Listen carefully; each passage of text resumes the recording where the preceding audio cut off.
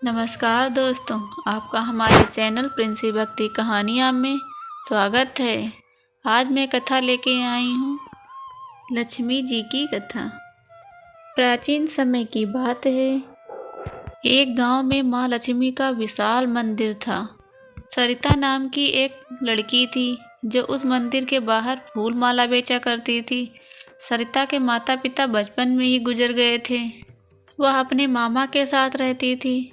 सरिता और मामा वो दोनों मिलकर वो उस दुकान को चलाते थे। सरिता दुकान पर बैठती थी, उसके मामा फूल लाकर माला बनाते थे।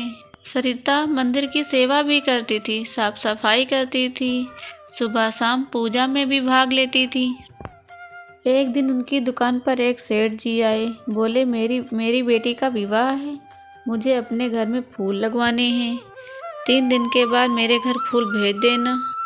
तब मामा जी ने कहा, हम इतने फूल कहाँ से लाएंगे। तब सरिता ने कहा, मामा जी आप चिंता ना करिए, सब हो जाएगा। माता लक्ष्मी की कृपा से एक बड़ा काम मिला है। अगले दिन सरिता मंदिर में गई और माँ लक्ष्मी से प्रार्थना करने लगी कि हे महालक्ष्मी, हमें बहुत बड़ा काम मिला है, हमारी मदद करो। मेरा काफ़ी समय से आपको चुनरी चढ़ाने का मन था, कभी संभव ही नहीं हो सका। अगर यह काम अच्छे से हो गया तो मैं आपके लिए चुनरी अवश्य लाऊंगी। यह कहकर वह अपनी दुकान पर आकर बैठ गई। अगले दिन सरिता और उसके मामा फूल लाने गए। वहां जाकर उन्होंने फूल खरीदे। घर लाकर उसकी बड़ी बड़ी माला तैयार की। दोपहर को उन्होंने माला के गट्ठर एक बैलगाड़ी में रखे और सेठ जी के घर की ओर चल दिए। चलते चलते रास्ते में सड़क कच्ची भी थी और कीचड़ भी था। अचानक से उनकी गाड़ी का पहिया एक गड्ढे में फंस गया। उन्होंने काफ़ी कोशिश की निकालने की, लेकिन वह नहीं निकला।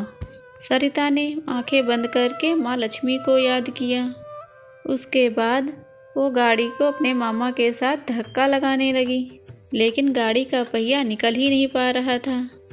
काफ़ी देर कोशिश करने के बाद वो थक कर बैठ गए और लोगों का इंतज़ार करने लगे ताकि उन्हें कोई मदद मिल सके।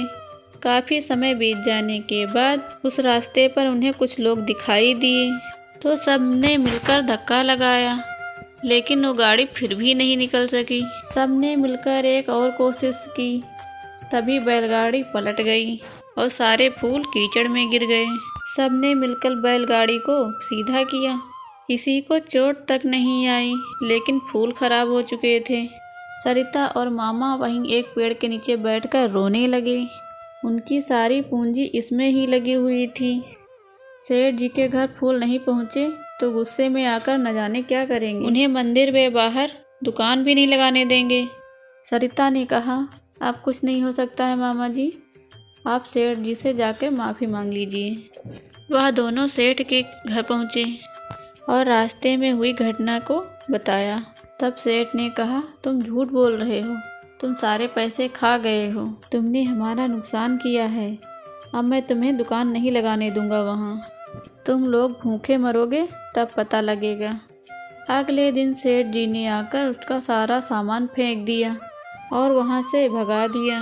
सरिता और उसके मामा रोते हुए घर वापस आ गए। दूसरे दिन सरिता मंदिर की साफ सफाई करने मंदिर गई। वहाँ पुजारी जी ने कहा, बेटी तुम यहाँ सेवा मत करो, यदि सेठ जी ने देख लिया तो मुझे गांव से निकाल देंगे। सरिता ने माँ के चरणों में नमन किया और रोते रोते घर वापस आ गई। घर आकर वो माँ लक्ष्मी के सामने बैठकर कहने लगी, मुझसे क्या भूल हो गई है कि मैं आपकी सेवा भी नहीं कर सकती हूँ। उधर मंदिर में पुजारी जी ने माँ को भोग लगाया और दोपहर में मंदिर के पट बंद कर दिए। शाम को जब मंदिर का पट खोलने का समय हुआ तो मंदिर का दरवाज़ा ही नहीं खुला। उन्होंने कुछ लोगों को बुलाया तो उन लोगों ने बहुत कोशिश की, दरवाज़ा फिर भी नहीं खुल सका। शाम की आरती का समय हो रहा था। सेठ जी भी मंदिर पहुँचे। उन्हें सब बातों का पता लगा। सबने कोशिश की, लेकिन मंदिर का दरवाज़ा नहीं खुल सका। सब गांव वाले वापस घर चले गए। अगले दिन भी मंदिर के पट नहीं खुल सके। इसी तरह 3 दिन बीत गए। एक रात पुजारी जी के सपने में माँ लक्ष्मी ने दर्शन दिए। लक्ष्मी जी गुस्से में थी। उन्होंने कहा, तुमने सच्चे भक्त को मंदिर आने नहीं दिया है, इसीलिए तुम्हें भी मेरे दर्शन से विमुख रहना पड़ेगा। यह कहकर माँ अंतर ध्यान हो गई। तब पुजारी जी ने सुबह यह बात सबको बताई। तब उसके बाद सेठ जी और पुजारी जी सरिता के घर पहुँच गए।